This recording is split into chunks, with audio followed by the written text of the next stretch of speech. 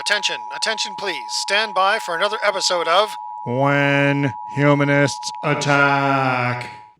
Welcome to another episode of When Humanists Attack. Today, we have with us Rebel with a Cause, Lujira Cooper, who has been an activist on the advisory council of SAGE, Senior Action in a Gay Environment, as well as on the board of directors of the Brooklyn Society for Ethical Culture. She's also a published author and has given, I don't even know how many speeches and addresses and interviews in her day. Welcome to the show. Thank you. Tell our audience something about you. I was born in New York City. I lived in Rockaway Beach for about the first 13 years of my life. So I got my love of the ocean from there. Went to Far Rockaway High School, which was a great school at the time I went. Had a mother who taught me that one is accountable for her actions. I remember getting ready to go into a store, and this guy came along. I must have been about 12. This guy came along and touched me in the wrong place. And I had a bottle in my hand, and I threw it at him, and I missed him. But this cop saw the bottle and saw me, and he dragged me home to my mother. That was not funny. And she said, "And what did my child do?" He said, "She threw a bottle at a guy." So she looks at me and says, "Why did you throw the bottle at this kid?" I said, "Because he touched me someplace he shouldn't have touched me." And my mother turned around and said, "Did you find the guy?" That's where I get my attitude from. I know you were a tele-fundraiser at one point. Well, I started out as a telephone operator at the YMCA on 34th Street, which no longer exists. I worked at the Institute of Management and Administration. My last job was at Covenant House as a tele-fundraiser. Tell us a bit more about your educational background. I know that's pretty wide-ranging. I went through high school, went to college on the Discovery program, decided I didn't want to be a teacher, and left school probably what we considered my junior year, I guess. I spent 2 years in Queensborough Community College, then went to Hunter, then dropped out.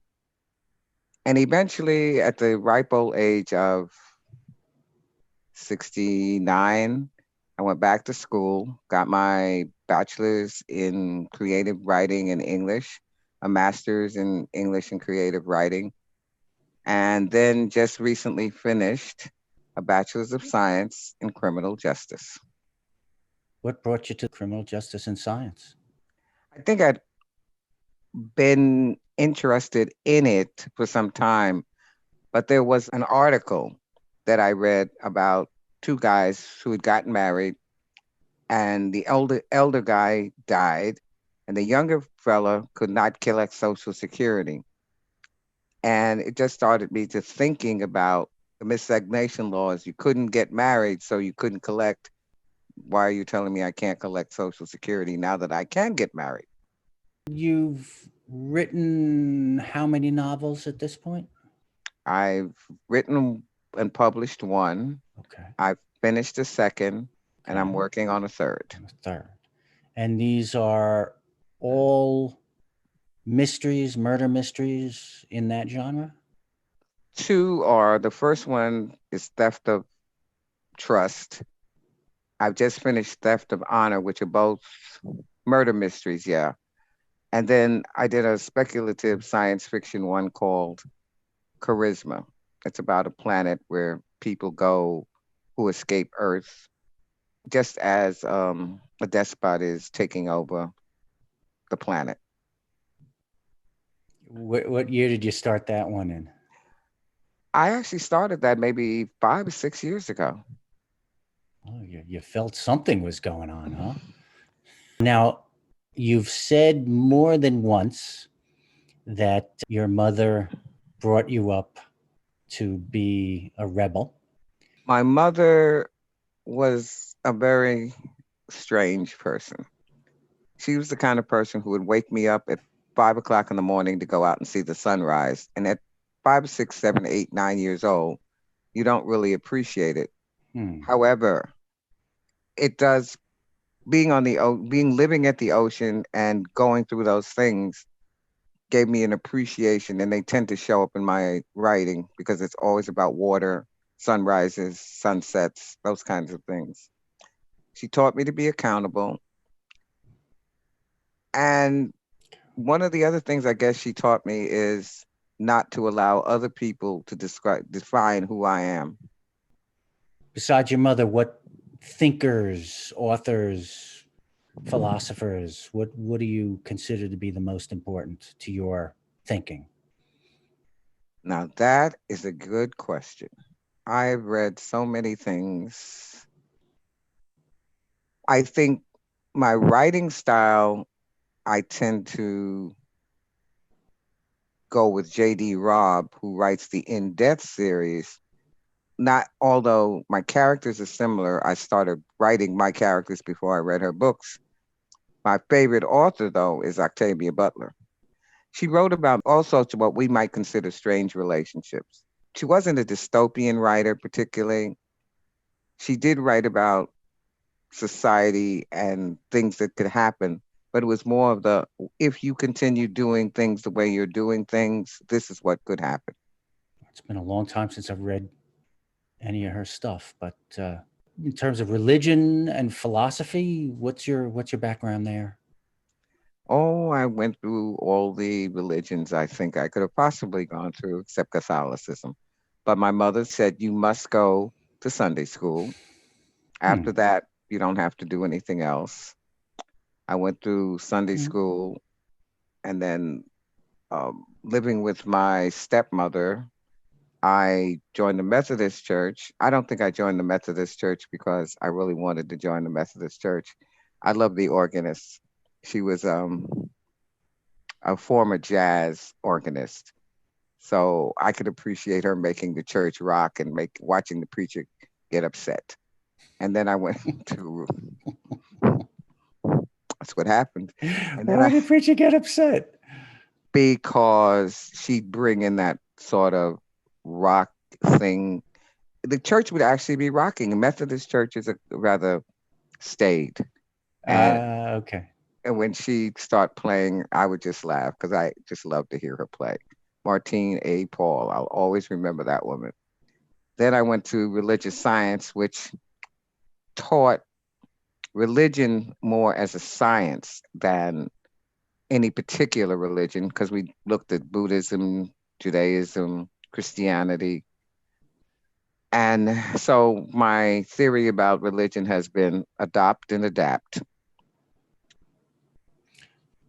Interesting. It's very, very similar to my attitude towards philosophy, which in a lot of ways is what brought me to what I would call humanism a long time before I even had heard of the word.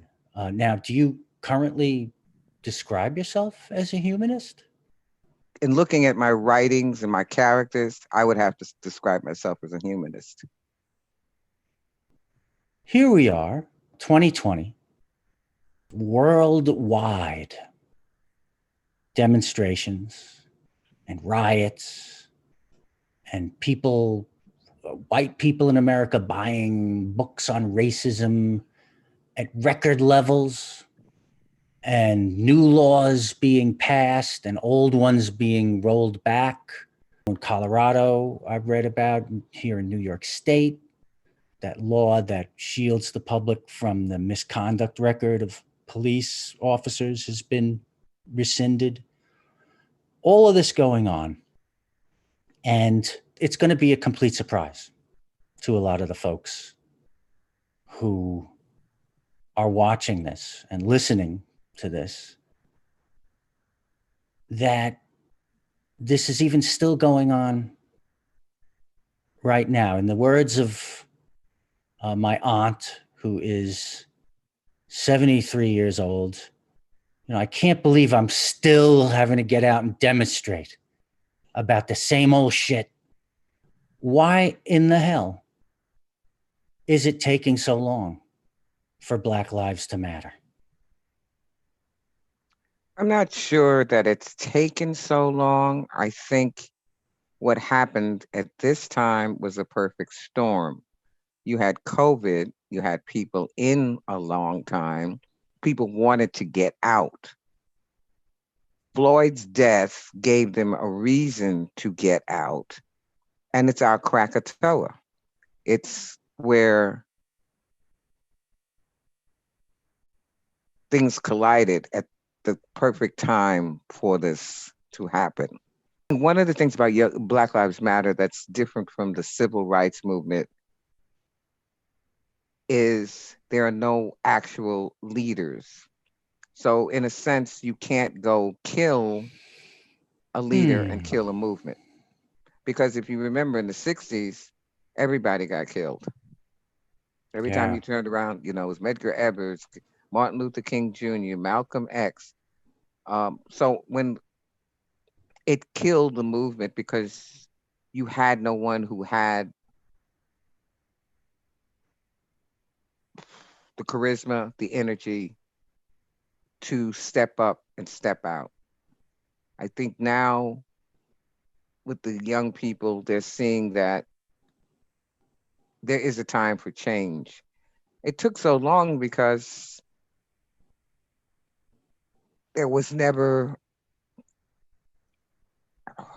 a way to have something that coalesced.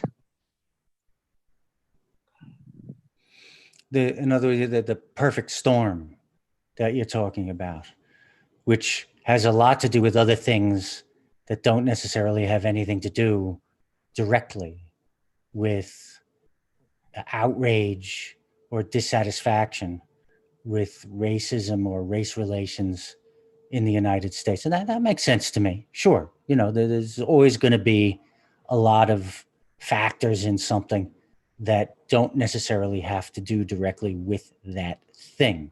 And even if it's something as, for lack of a better word, self-serving as just needing to get out of the house and needing a really good excuse to do that. Like, oh, well, I've got to break quarantine right now. It's for the greater good.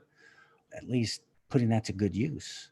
Well, you had the students and then you had people who weren't working. It's so much stuff going on, like you said, at the same time, because you have all these people who are home because they were in quarantine. And then you have all these students who would normally have been getting ready for finals and they had nothing to do. So like you said, Floyd's death, and it was just, his death was so blatant. It was, I've heard it described as, it was like a hunter standing there posing after he's killed an animal. Yeah, they really weren't expecting any consequences at all. None whatsoever. It was just shocking. And I'm completely bewildered at the perspective of the people I know on the right wing of politics, that there is no difference between the rioters and the demonstrators. And that if I want the police held accountable to the rule of law, that means that I'm anti-police. I look, I've been to some of these demonstrations. I don't consider myself to be anti-police at all. I think that it's pro-police to expect that the police be held to the rule of law, for heaven's sakes. That's what they're supposed to be enforcing. That's what the only thing that gives them legitimacy. I'll just flat out admit that in my own struggle, my own work for queer rights or LGBTQIA, RXZUVW rights, or whatever it is we're calling it this decade, I've really been over-focused on that. I got kind of caught up in a pitfall of identity politics and really didn't pay much attention to a lot of the other stuff that was going on, even though I full well knew that it was going on. My attitude has been, well, I can only fight so many fights at once. So that's why I'm coming to you. I took my diversity master's class during my English MA degree. And when I took that class, it was right when Trump was inaugurated. And Ooh, that's where I began to see a lot of the intersectionality that I had missed also. Because we haven't been taught that all of this stuff goes together. Climate change, healthcare, police brutality. This all is a part of a system of disenfranchisement. And I think people, it's like, there's that old thing of the saying, when they came for you, it wasn't you, it was you and it wasn't me. And by the time they right, got to me, there was no one else. I right. think that is where we were at that time. I said someplace in a paper I wrote, I remember reminding myself that one of the problems we had was you have groups get together and they petition or they protest. One group gets something and they drop out, not seeing the fact that all of this goes together. And I think that's where this time it's not true. Something I learned the other day, I didn't know when John Lewis died, I had not realized that he had been for gay rights way before anybody else was while he was in Really? Congress. Yeah. So Well, when, now. yeah, and while people thought that that's a lost issue, it was more for him a human issue. And I think this is where, if you look at the whole picture, I think this is partially where people have had a problem. They haven't seen how everything that may affect one group actually affects the society. If you have people have poor health care, then they're going to make other people sick. They're going to die sooner. They're not going to be able around to pay taxes. If you have people who are undereducated, they're going to have low paying jobs. They're not going to pay more taxes. They're not going to be able to help their children. So it becomes a cycle and a circle where one affects the other. If you look at climate change and you say, well, the what's going on, the carbon effect doesn't matter, then you're saying that those people who have comorbid conditions should die because they will. It's a whole big passel of stuff that I don't think we saw because we were busy fighting other fights. Not saying the other fights that we fought were wrong, just saying that at the time we were fighting them, that was our premier interest. I don't think what my fight was wrong. I just think it didn't go far enough. How is it that these right-wing people can't understand that the rule of law applying to everybody is a good thing for everybody? If I try to put myself into the mindset of the one of these supporters of the current president, the only thing that makes any sense to me is that these folks don't understand that if they can put anybody's kids in cages, they can put your kids in cages. So you're not safe. They feel that they are safe, so they don't care what happens, to these brown people who are invading our country in caravans. It's Pastor Niemöller all over again, who, if I'm remembering correctly, died in a Nazi concentration camp. And that was a hard won lesson that he had to learn. It would have been a lot better for him, certainly, if he'd have known that a lot sooner. We don't know history. We have been so miseducated. As Jane Elliott always says, educated means leading people out of ignorance. Our history has brainwashed us into believing that no one has done anything but pale face people. And if you remember that movie and the book that came out, Hidden Figures, is a classic example of that. People are realizing that we're, as they keep saying about the COVID thing, we're all in this together. It's changed a lot of lives and it's going to continue to change a lot of lives. It'll be a while before we can ever get back to being able to be in large groups and not worry about getting sick. The silver lining is that it's highlighted an awful lot of the terrible weaknesses in our society, because who wants to struggle for civil rights? Who wants to take on the powers that be? That's first of all, it's scary, and secondly, it's an awful lot of hard work. So I think the silver lining here is that we're being forced to face the situation. That I'll agree with. That's the best I got, Lujira. I don't have any other silver lining. Everything else is awful. It's all awful. I do agree with that. It's not only the mountain blowing up at this time, it's the pandemic, it's the civil rights issue, and it's the person in the White House.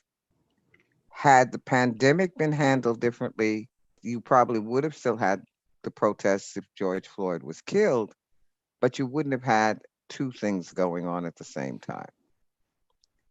By having a person who cares more about profit than people, and people are beginning to realize this because they lost their jobs, they have no money, they can't pay their rent, their mortgage, their health care has gone down the tubes, I think has opened people's eyes to not so much that the mistake they made, because what they believed at the time was what they believed. But if you don't think about what you're doing, if you believe everything a person says, you'll get sold a bag of peanuts. Nobody changes until the pain of changing is less than the pain of staying the same. And right now, we just can't deny the pain of staying the same. Now, I've got some right-wing friends. These folks don't have anything. They got nothing except we can't change anything. We got to keep going. We do the same way we are, because if anything changes, it's going to be worse. What I'm curious to see is how bad it's going to have to get before these people are going to open their eyes and wake up to the fact that no, it's not the poor people. No, it's not the black and brown and other racial people. It's the system. It's your beloved United States of America itself that is broken. Most of us fall into the same trap. I don't think we expected things to get this bad. We never expected a pandemic, but there were protocols for it, which were ignored. Right. We had the problem with the police for years, but seeing Floyd's murder for the young people today was John Lewis's Emmett Till. It reminds us of the time when they were hosing Black folks for wanting to integrate, lunch counters, buses, all that sort of stuff. and putting dogs on them. Young people may know a lot more than our older people because of technology. It's easier to find out answers. We didn't have that. It all goes back to money. Jackie Robinson made a great comment in his autobiography, I Never Had It Made. He says, money is America's God, and it always has been and it always will be. As Frederick Douglass says, nobody gives up power without a demand. Right now, we're at that point where people of color, poor people, the disadvantaged of all sorts can get a lot of things done because is power in numbers. We need to get the Voters' Rights Act passed the way it was before it was gutted. We need to find a way to not have to shoot everybody you see. I understand that policing is a dangerous job, but I also understand that not everybody you run into is going to kill you. And if you shoot first, there's no reason to ask questions afterwards because you can kill the person. I'd like to see them get rid of prosecutorial immunity. Remember the Central Park Five. Mm. Remember when they finally got exonerated, there was a lot of stuff that came out that the prosecutor had done, and the only thing she suffered from it was losing her book deal. But these guys lost 14 years of their life.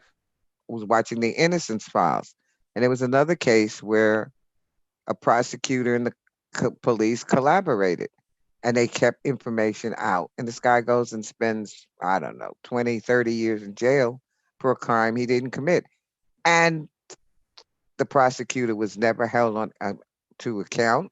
And to top it off, she became a judge. It's about, oh, how many cases have you gotten convicted? How many arrests have you made? It's notches on your belt. What I find most interesting is that people in grand juries believe the cops are right. And it's very hard to get a cop indicted. See, everybody always blames the prosecutor because there's no indictment. That's not necessarily true. I've sat on grand juries and I know that everybody who came through that grand jury who was a person of color, they indicted. I didn't indict them, but they did. But if it's a special grand jury, the question becomes, well, they must have done something wrong or they wouldn't have been arrested.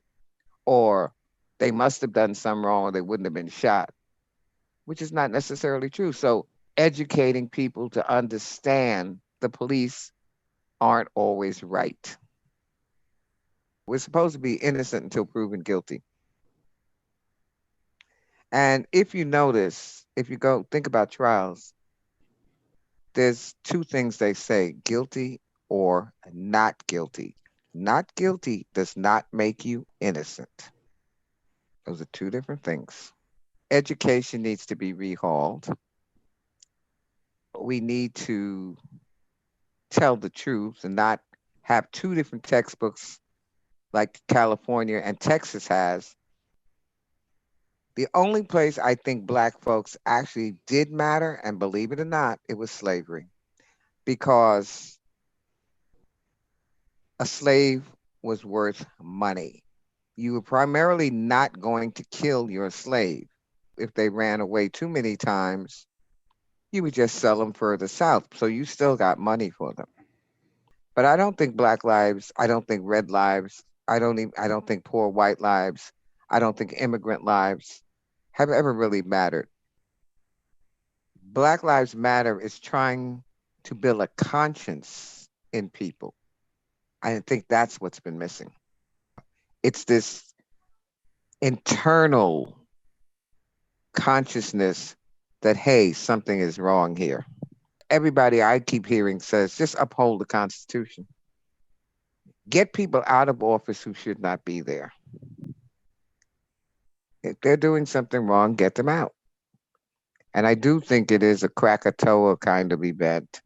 it exploded over the world. That's why I keep calling it the Krakatoa. When it blew up, you saw the dust in London, and the Krakatoa is in Indonesia with the Black Lives Matter. It blew up all over the world.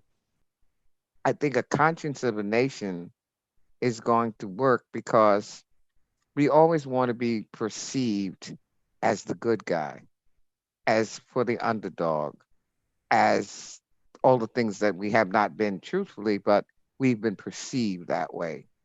One of the things that's also really interesting going through the Black Lives Matter protests is the killings keep going on. It's not that Yeah. it's not that people stopped. Okay, this is bad. Let us stop doing this. No, we shoot a guy walking It's away still, from it's a still, car. How is shooting someone in the back lawful? There was a woman in Buffalo, an officer who questioned something another officer did, and she's still trying to get her pension. But coming forward in Florida, when this lieutenant, 21 years on the force, and his officers turned him in, and he was fired. Why is it that cities must pay when a police officer does something wrong? yeah, yeah, Get rid of it. They yeah. need to be sued. They need to start losing their own damn money. What I've heard is suggested is that the money should be taken out of police retirement funds. That's what I Then, mean. then you'll get the police speaking up Yeah. against the murderers and torturers and psychopaths among them.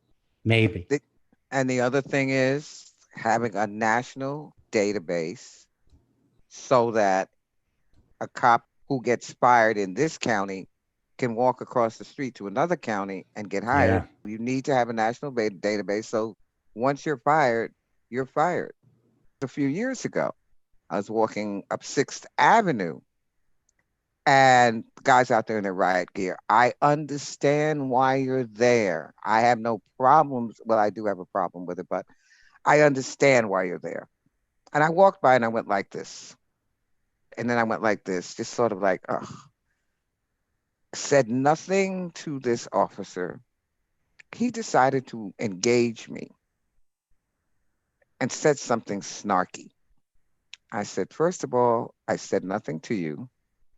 Second of all, why did you say something to me? Leave me alone. And third of all, I understand why you're here. It does not mean I like it that we've gotten to this situation. Why did you even engage me in something when I didn't say anything to you? Of course, my people were telling me, come on, stop arguing. I said, I'm not arguing. I'm just making a statement. And I walked away. But it's an attitude. It's an attitude because they got on a uniform and they feel they can say anything and do anything they want. As the old Jewish saying goes, the fish always stinks from the head. The fact that the cops are still murdering people, even in the midst of all this, even with all these cameras going, even with a worldwide movement against racism and against brutality on the behalf of the police, the fact that they're still murdering people makes me wonder whether or not the current generation of police is actually going to be able to make any kind of meaningful change. It starts at the top. It starts with a chief or a commissioner who says, I am not going to tolerate this. And there are chiefs that are doing this. Everybody says it's about getting Trump out of office. Well, yeah, that's true.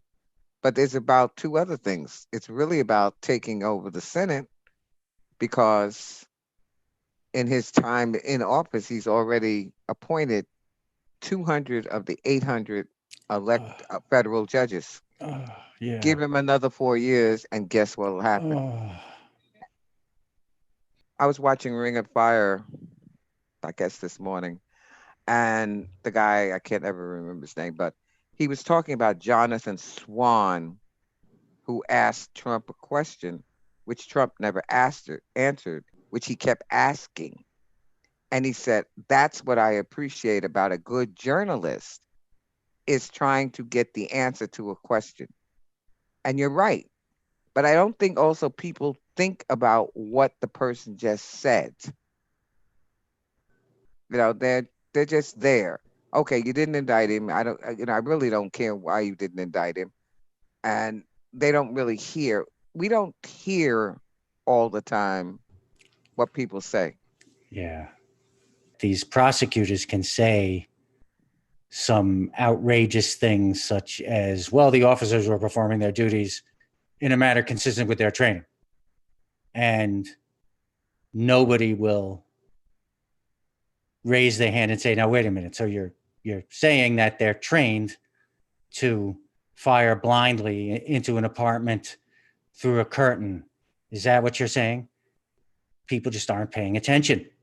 They get something that kind of sort of sounds authoritative and is more importantly than the actual words said in an authoritative tone of voice. And that's good enough for them. Let's break for lunch. One of the things that we are seeing is certain things are being gotten rid of. No knock warrants, not having cameras. For me, having to see this stuff right in front of you, Facebook, Twitter, all over the place. And it doesn't have to come to me on the news. I can just see it from what somebody who was there, who doesn't have a huge axe to grind because they're a paid lackey of some news organization. That's been a big plus. I'll bet they never thought that these cameras would wind up being used against them. That's something we've got to fight for too, is our right to record the actions of these people and make those recordings public. But those things are happening. It's just, those are not the things you hear about. It's just like you hear about the 15% of Black youth who are out there raising hell, but you don't hear about the 85% who are not. And you don't hear about the cops who are trying to do their jobs and are hampered. I'm sure there are police officers who see things that are wrong, but you got to know your lieutenants and your sergeants. You got to know whether if you report something, something's going to be done, or are you going to be hung out to dry? Having commissions that report this stuff is wonderful, except it seems that nothing is done. This is the kind of time, the Black Lives Matter explosion, that has made people realize, hey, we have a problem. And there's nothing wrong with being pro cop. It's being pro authoritarian violence. I've had to explain this to more than one person. Hey, look, just because I want the police held to the rule of law does not mean that I am anti-cop. What about that is so difficult? Go read the oath your police officers take, and you tell me whether they're living up to it. The only reason that I know anything about this is growing up a queer kid in the 1970s in Queens, New York, and having it made very clear to me that the police would not investigate any violence done against queers if they themselves were not the people perpetrating the violence against the queers. Once that had been made clear to me, I understood very personally, viscerally, existentially, that the police were not my friends. As a matter of fact, they were actively my enemies. And to the people who would say, well, that's just a few bad apples amidst them. Well, you know something? If you are a police officer and you know of your fellow police officers who have broken the law and you are not speaking out against that, there's a word for what you are. It's called an accomplice. We're getting close to the end of this particular episode of When Humanists Attack. Give me some ideas for how to go forward, because that's what I really need right now. If we're looking at Black Lives Matter issue, I think one thing is white people have to get out of the way. They have to not try to tell Black people what they should be doing and listen to the issues that they have. And I think it's true for any group that has issues. Marginalized people, the people without health care, the people without jobs, the underemployed, the unemployed, listen first. There's nothing you can do until you really understand what the issues are. It's not just about getting jobs.